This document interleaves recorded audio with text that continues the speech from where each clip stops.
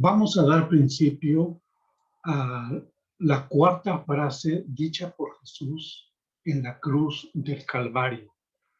Y vamos a iniciar repitiendo como si fuera una oración los tres textos que queremos conocer y aprender. El primero es Lucas 24:45. Señor, abre mi entendimiento para comprender la Sagrada Escritura. Hechos 16:14. Señor, abre mi corazón para que pueda yo estar atento a tu palabra. Hebreos 4:2. Señor, aquí está mi fe. La acompaño a tu palabra para que tu palabra me sea altamente provechosa. En el nombre de Cristo Jesús. Amén. Bien, hermanos, la cuarta frase que Jesucristo dijo en la cruz del Calvario se encuentra en Mateo 27:46 y en el otro evangelio de Marcos, capítulo 15, versículo 34. Esta frase es la única que escriben Mateo y Marcos. No hay ninguna otra palabra de Jesucristo en la cruz del Calvario escrita por estos discípulos del Señor. Es la única frase que ellos pusieron y de no haberlo hecho, habría un silencio absoluto en toda la crucifixión por parte de Jesucristo sin pronunciar palabra según estos evangelios, porque solamente registraron la frase que dice Eloí, Eloí, lama sabactani. Esto quiere decir, Dios mío, ¿por qué me has desamparado? Esta frase está escrita en Marcos 15:34. La que escribió Mateo tiene una ligera variación y tenemos que explicar por qué. Mateo escribe en el capítulo 27, versículo 46, diciendo, Elí, Elí, lama sabactani, que significa, Dios mío, ¿por qué me has desamparado? ¿Por qué Marcos usa Eloí y por qué Mateo usa Elí? Muy sencillo. Mateo, en la primera parte de la frase de Jesús, escribe las palabras en hebreo y la segunda parte, lo que es lama sabactani, escribe las palabras en el idioma en que fueron dichas por Jesucristo, que es el arameo. Marcos usa Eloí, Eloí, lama sabactani, todo en arameo. Entonces, esa es la pequeña diferencia. Ahora bien, ¿cómo sonaría más o menos en arameo esta frase dicha por Jesucristo cuando se encontraba en la cruz del Calvario? Más o menos diría de esta manera, Elohi, Elohi, lama sabachthani. Una vez más, Elohi, Elohi, lama sabachthani. Quiere decir, Dios mío, ¿por qué me has desamparado? Tanto Marcos como Mateo y Lucas dicen que hubo tinieblas en toda la tierra. Este dato importantísimo lo omite Juan. Para Juan no hubo tinieblas. Él no menciona en ningún momento que desde la hora sexta hasta la hora novena haya habido tinieblas en la tierra. En cambio, Mateo, Marcos y Lucas sí lo mencionan, diciendo que hubo tinieblas en toda la tierra. Y Lucas agrega un dato que es muy importante. Dice que el sol se oscureció. Entonces, fíjense, en el Evangelio de Lucas dice que hubo tinieblas en toda la tierra, pero además dice que el sol se oscureció. La palabra oscurecer la vamos a explicar. Es importante recordar, hermanos, que este grito de Jesucristo, este clamor con grande voz de Jesucristo, lo conocemos hasta esta fecha con la traducción que viene en la Biblia.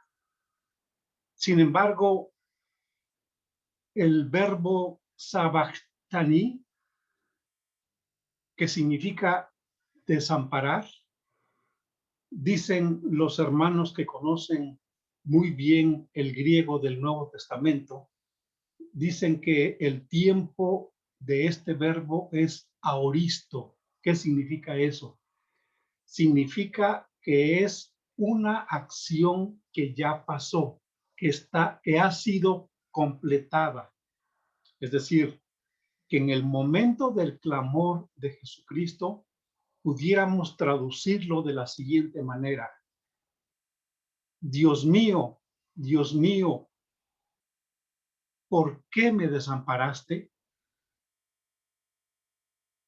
No como una acción continua, ¿por qué me has desamparado? No, sino ¿por qué me desamparaste?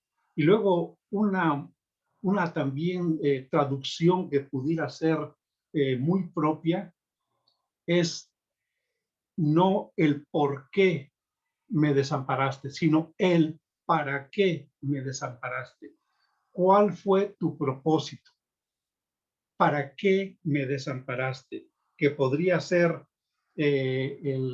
una frase que cambia de alguna manera su significado, porque significaría entonces que cuando Jesucristo clamó, ya había pasado ese periodo en el cual él se sintió desamparado, sin amparo por parte de Dios, y que él sintió como fue abandonado por parte de nuestro Dios. Entonces, ustedes recuerden, hermanos, que el primer evangelio que se escribió fue el evangelio de Marcos, y se data o se le fecha más o menos allá por los años 65 a 70 después de Jesucristo. Y el evangelio de Mateo se expresa que más o menos se escribió entre el año 70 y el año 80. Y ya Lucas 80, 85, y por supuesto Juan, que es el evangelio que se escribió mucho después, aún para ese no hay una fecha precisa y hay un periodo amplio entre el año 90 y el año 110 después de Jesucristo como fecha del evangelio de Juan. Pero es importante recordar que para Juan no hubo tinieblas en toda la tierra. En cambio, para Mateo, para Marcos y para Lucas, sí hubo tinieblas en la tierra. Y Lucas agrega ese dato que ya lo dijimos, el dato de que el sol se oscureció.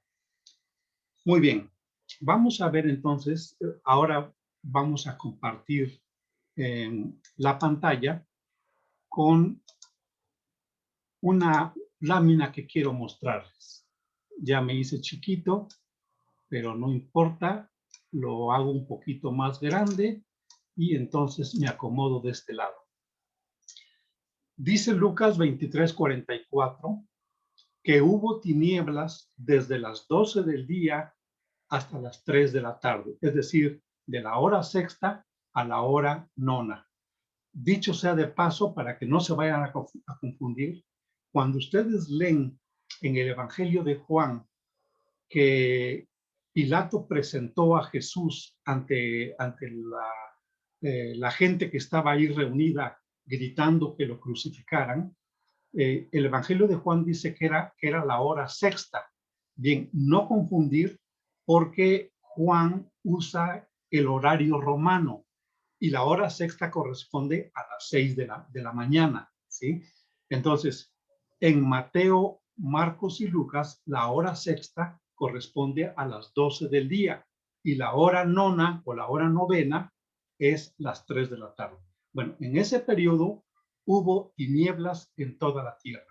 Pero Lucas 23:45 dice que el sol se oscureció. Y hermanos, aquí sí voy a pedir un poquito de detenimiento para que ustedes puedan junto conmigo entender esta enseñanza que está aquí escondidita en esta frase de que el sol se oscureció. La palabra en griego, y otra vez les repito que modestamente mi fuente es el interlineal de Francisco Lacueva, griego-español, en donde uno puede leer la frase en griego y la frase en español.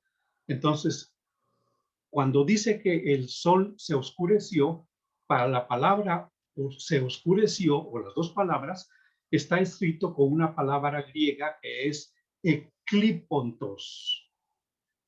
Eklípontos. Aquí ustedes pueden leer la pronunciación y esa es la manera como se escribe. Eklípontos. Luego, cuando decimos eclí, inmediatamente nuestra mente se traslada hasta lo que es un eclipse, de donde conocemos nuestra palabra en español, eclipse. De aquí de eclípontos, que es se oscureció, de aquí proviene nuestra palabra eclipse en español. Entonces, eclípontos a su vez tiene un verbo que es el verbo ekleipos. Aquí está escrito en griego, ekleipos. Acuérdense que esta letrita que estoy marcando con la puntita de la flecha, esta letrita es la Y, que tiene un sonido como la U francesa y que equivale a nuestra Y, ekleipos.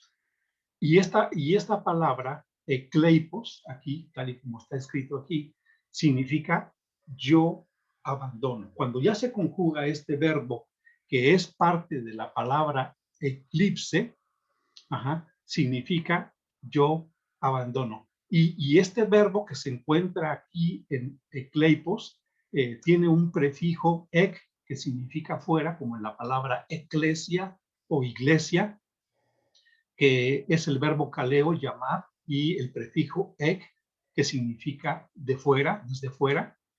Entonces, la iglesia son los llamados a salir fuera, no estar mezclados en el mundo, sino vivir para el Señor apartados del mundo.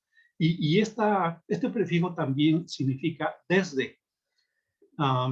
Luego tenemos el verbo que se encuentra aquí en ekleipos, que es el verbo leipo, que significa faltar o abandonar.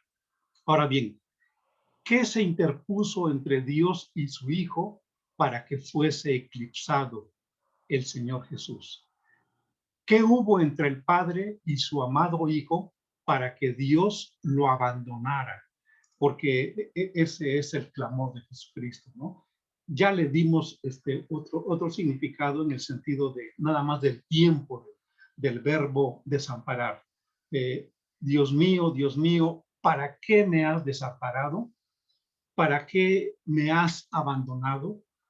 Entonces, pensando en qué se interpone entre Dios y Jesucristo, que es la forma o que es la manera que conocemos de un eclipse. Por ejemplo, el eclipse solar es cuando la luna se interpone entre la Tierra y el Sol. Y en ese momento, la luna está puesta enfrente del Sol y proyecta el cono de su sombra hacia la Tierra. Ese es el eclipse solar. En cambio, el eclipse lunar es cuando la Tierra se interpone entre la Luna y el Sol, y entonces es eclipse lunar porque la Tierra proyecta su cono de oscuridad hacia la Luna, ya que le impide que la Luna tenga los rayos solares directamente del Sol. Entonces, entre Dios y Jesucristo hubo algo que se interpuso, por lo cual él se sintió abandonado, por lo cual él sintió que Dios le faltaba en ese momento. Ajá. Esto es muy significativo. Me falta Dios, bien pudo haber dicho Jesucristo. Me falta mi Padre. No está mi Padre conmigo. ¿Qué se interpuso, hermanos? Ni más ni menos que el pecado. El pecado no del Hijo de Dios, por supuesto que no, porque Él es santo, puro y sin mancha. Así lo presentó Juan el Bautista. He aquí el Cordero de Dios que quita el pecado del mundo. Y no es pecado de Jesucristo, aun cuando muchísimas personas, sin lugar a dudas, pensaron que Jesucristo había sido clavado en la cruz para sufrir el justo pago de sus propios pecados. Recuerden ustedes que aún el profeta Isaías, si gustan lo buscamos en el capítulo 53, versículo 4, Isaías 53, 4, dice de la siguiente manera, dice, ciertamente llevó él nuestras enfermedades y sufrió nuestros dolores. Y aquí viene la frase importante para esta ocasión. Y nosotros le tuvimos por azotado, por herido de Dios y abatido. Y el propio profeta da la respuesta para que no haya ninguna duda. Mas él, herido fue por nuestras rebeliones, molido por nuestros pecados. El castigo de nuestra paz fue sobre él y por su llaga fuimos nosotros curados. Es decir, no es ningún pecado de Jesucristo porque al que no conoció pecado, Dios lo hizo pecado. Luego en Isaías 64, 6 y 7, más claramente nos dice lo que el pecado hace en nuestra relación con Dios. Dice el versículo 6 y 7 del capítulo 64 de Isaías. Nadie hay que invoque tu nombre. Esta es la condición de nosotros. Que se despierte para apoyarse en ti, por lo cual escondiste de nosotros tu rostro. Es decir, nos abandonaste, nos faltaste, te separaste de nosotros y nos dejaste marchitar en poder de nuestras maldades. Por causa de nuestro pecado, Dios dejó a su Hijo marchitar por nuestras iniquidades. Luego el versículo 8 dice, ahora pues Jehová, tú eres nuestro Padre, nosotros barro, y tú el que nos formaste.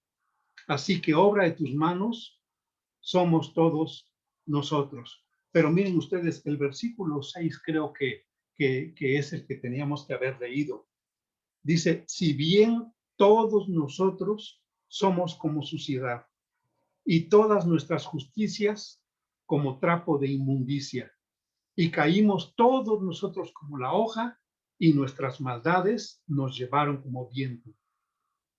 Nadie hay que invoque tu nombre, que se despierte para apoyarse en ti, por lo cual escondiste de nosotros tu rostro y nos dejaste marchitar en poder de nuestras maldades.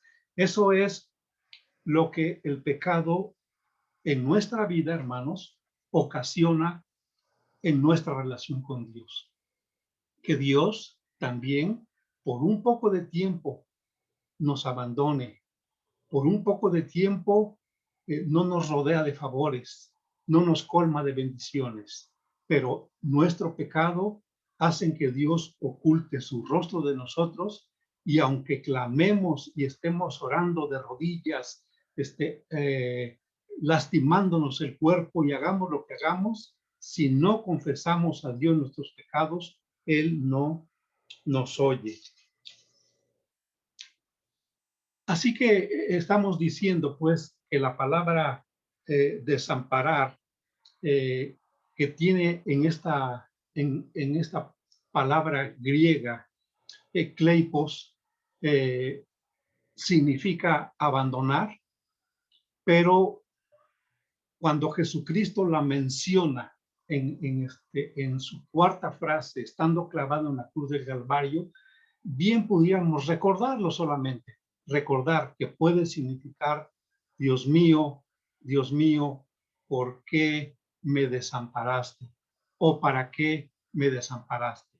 Como si ya hubiera pasado el tiempo en el cual él había sentido ese lapso de angustia y de abandono por parte del Padre. Bueno, vamos a volver a vernos un poco con mayor imagen. Jesucristo fue abandonado cuando tenía 12 años, si ustedes recuerdan. Allá en el capítulo 2 del Evangelio de Lucas se relata que cuando tenía 12 años, sus padres lo llevaron a celebrar la fiesta de la Pascua al templo en Jerusalén. Y tuvieron que pasar 3 días para que lo encontraran, porque Jesucristo, el niño Jesús, no se fue en la caravana en donde viajaban sus padres, sino que un día después ellos se dieron cuenta que no iba Jesús con ellos. Miren ustedes qué situación tan lamentable, ¿no?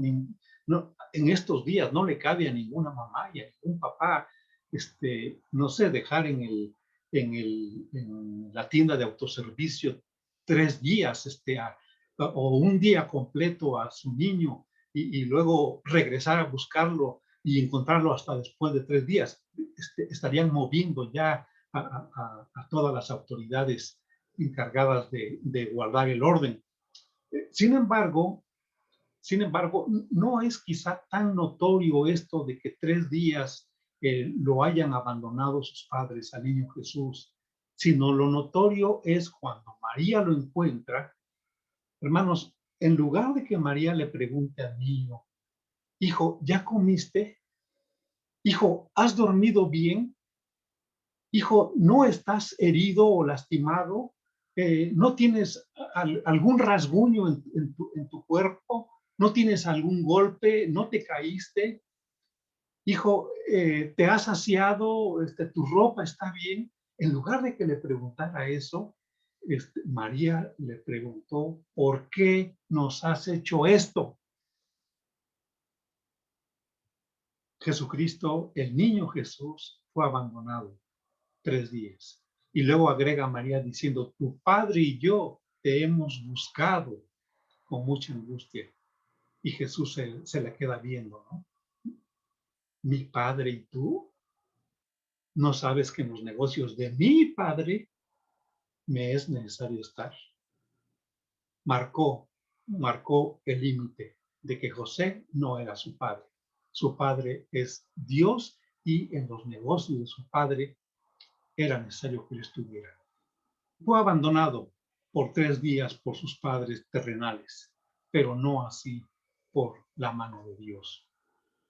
Después ya en el huerto de Getsemaní, cuando llegaron las turbas a querer apresar a Jesucristo, dice Mateo y Marcos textualmente, dice que todos los discípulos lo abandonaron huyendo. Luego hay relatos en los mismos evangelios de que Pedro le seguía de lejos, pero Pedro lo negó. Entonces, todo eso Jesús lo soportaba con toda normalidad. Él sabía que lo iban a abandonar. Pero aquí, en esta ocasión, en el abandono del Padre, como que sí hay un sentimiento de extrañeza.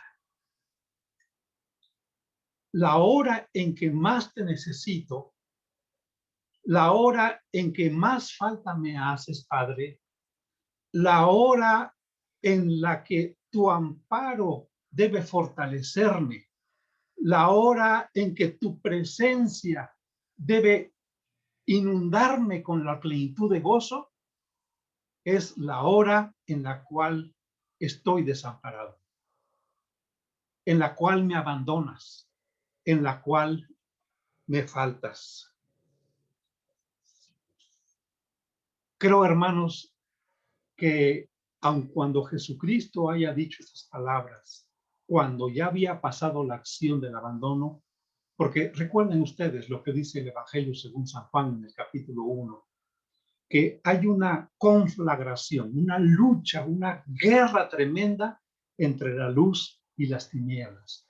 Pero claramente dice el Evangelio de Juan que Jesús es la luz y las tinieblas son del diablo. Y las tinieblas no prevalecieron sobre la luz. Así que las tinieblas que hubo en la tierra, y yo sí creo lo que dice la Biblia, que fue en toda la tierra, excepto, por supuesto, aquella parte de la tierra que le tocaba la oscuridad, pero que tal y como dice la palabra de Dios, debemos creerlo porque es inspiración del Espíritu Santo, que hubo tinieblas en la tierra y que el sol se oscureció, eclipsando eh, en este caso, con el poder milagroso, porque no hay ningún eclipse que dure 3 horas.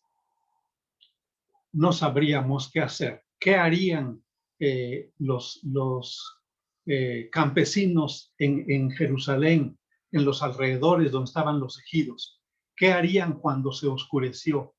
Pues ya no podían trabajar, tuvieron que regresarse a casa y en el camino iban oyendo el canto de los gallos y llegaron a casa y le dijeron a la mujer, dame de comer, y mandaron al siervo a que prendiera un mechón o un candil para que pudieran alumbrarse.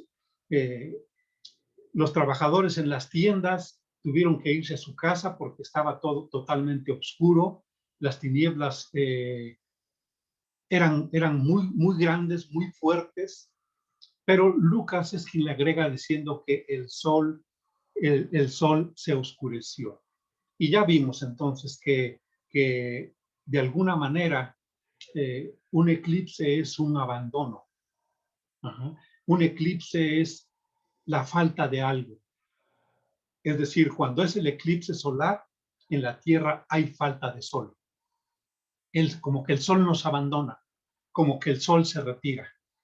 Y cuando la Tierra se interpone entre el sol y la luna, que es un eclipse lunar, entonces la oscuridad está en la luna y como que el sol le hace falta a la luna.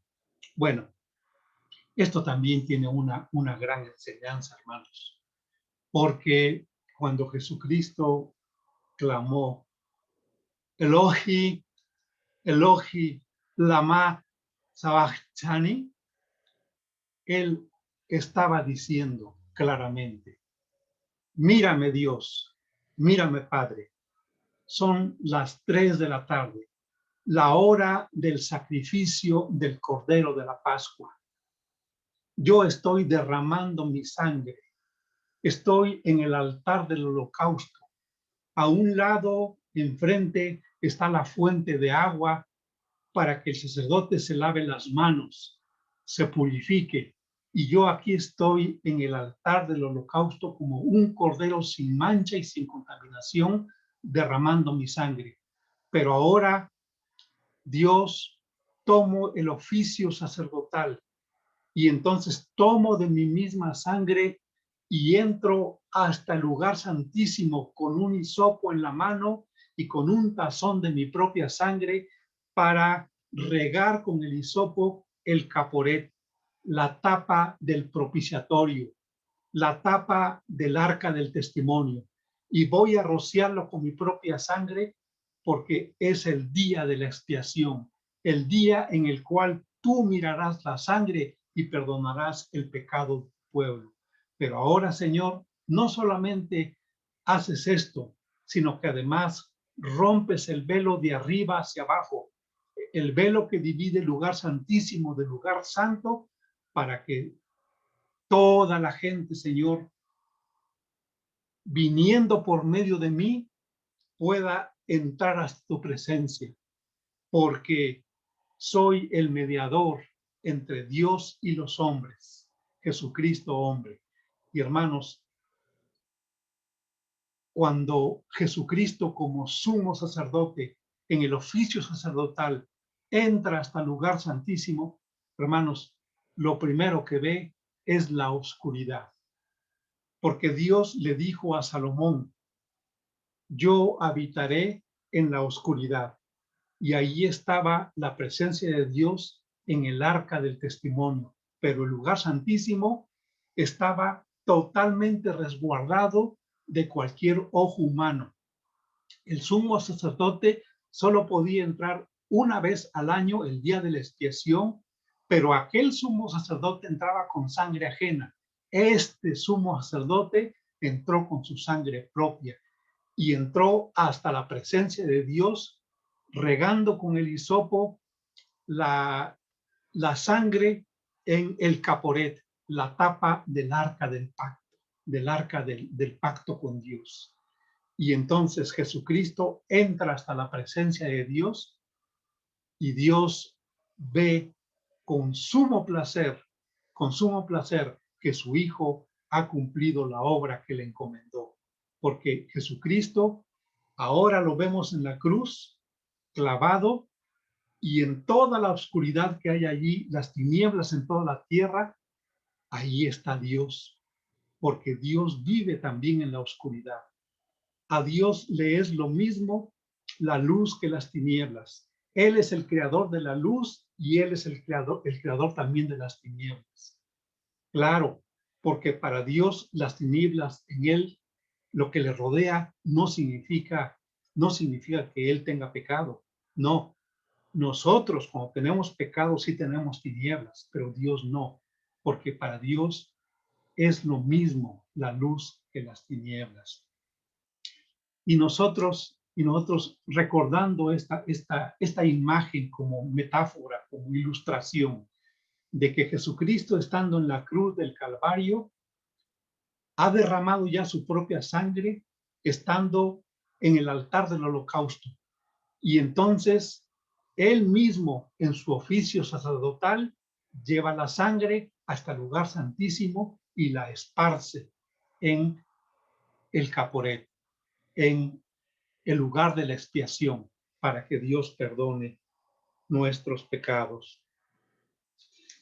Ya ha sido rociada entonces la tapa del propiciatorio con la sangre de Jesucristo. Y son las 3 de la tarde. Las 3 de la tarde y Jesucristo aún le faltan más palabras. Es apenas la cuarta palabra. Dios mío, ¿para qué me desamparaste? Para que tú y yo, hermano, pudiésemos tener entrada hasta la presencia de Dios en el lugar santísimo. Jesucristo tuvo el pecado que cargó de toda la gente, lo tuvo ocultándolo de la presencia de Dios. Es importante esto en nuestra vida, hermanos. No le restemos importancia a lo que hace el pecado en la vida del cristiano, a lo que hace el pecado en la vida de las personas. Dios legalmente abandona a aquellos que, perseverando en hacer el pecado, no se arrepienten. Pero a los justos, Dios los mira de cerquita. A los impíos, Dios los mira de lejos, dice el Salmo 138. ¿Cómo está tu vida delante de Dios? ¿Hay pecados que no has confesado? ¿Hay pecados que a lo mejor ya ni te acuerdas que los cometiste? Pídele a Dios que te ilumine la mente para que puedas acordarte de aquellos pecados que cometiste y que fue tanta la práctica y la persistencia y la constancia en ese pecar que hasta llegó un momento que pensaste que no era pecado hacerlo. Eso es lo que pasa con los impíos, según Isaías 5:20. A lo bueno le dicen malo, a lo malo le dicen bueno. Pero es el momento en el cual podamos con gratitud en nuestro corazón decirle a nuestro Señor Jesucristo que Él, al morir en la cruz y ofrecer su sangre, su propia sangre, no sangre ajena, ofrecer su propia sangre en expiación por los pecados, queremos decirle que nosotros somos el fruto de esa obra, y que Él nos mire con toda la confianza que tenemos en Él, con toda la tenacidad para seguirle, para adorarlo, para ser sus discípulos, para predicar su palabra, para poner en alto su precioso nombre y hablar del amor tan sublime que Él nos tuvo para morir en esa cruz del Calvario, que nos vea con esa disposición y esa proactividad para hacer que otras almas vengan al conocimiento de la fe de Jesucristo. Que Él nos mire así y que sienta satisfacción. Que diga, estos mis hermanos, estos mis hijos, son el fruto de la aflicción de mi alma, porque se sintió abandonado. ¿No sientes tú la angustia? ¿No sientes que algo te falta? ¿No sientes que ahora te escondes de la presencia de Dios? Y antes para ti la presencia de Dios era gozo, era plenitud de alegría, y ahora en cambio te escondes. ¿No te está pasando lo que le pasa a aquellas personas que prefieren las tinieblas porque sus obras son malas? Ellos son los que han sido condenados porque prefirieron lo malo de las tinieblas que la luz de Jesucristo. Yo te invito en esta hora para que abras a Cristo tu corazón y le digas, Señor, no me voy a alejar de ti. Antes, al contrario, quiero permanecer junto a ti, porque soy como ese pámpano de la vid, y separado de ti, Señor, nada puedo hacer. Tú ya sufriste el abandono de tu Padre por mis pecados. Ahora yo quiero estar siempre contigo hasta la eternidad. Dile al Señor, Señor Jesús, has hablado a mi corazón. Perdona todos mis pecados. Limpia mis maldades. Borra todo lo vil y lo perverso que hay en mi vida. Y limpia mi corazón, Señor. Quiero seguirte. Quiero alabarte, glorificarte, adorarte en espíritu y en verdad. Quiero buscar tu rostro por las mañanas y antes de dormirme quiero confesar que tu fidelidad en todo ese día fue muy grande para mí. Y al día siguiente, cuando amanezca, quiero cantar tus misericordias, Señor, porque nuevas son cada mañana. Dile a Jesucristo que entre a tu corazón, que lo recibes como Salvador y que quieres que te haga hijo suyo. Señor, anota mi nombre en el libro de la vida, porque yo quiero ver tu rostro en la eternidad cuando me llames a tu presencia. Dios te bendiga.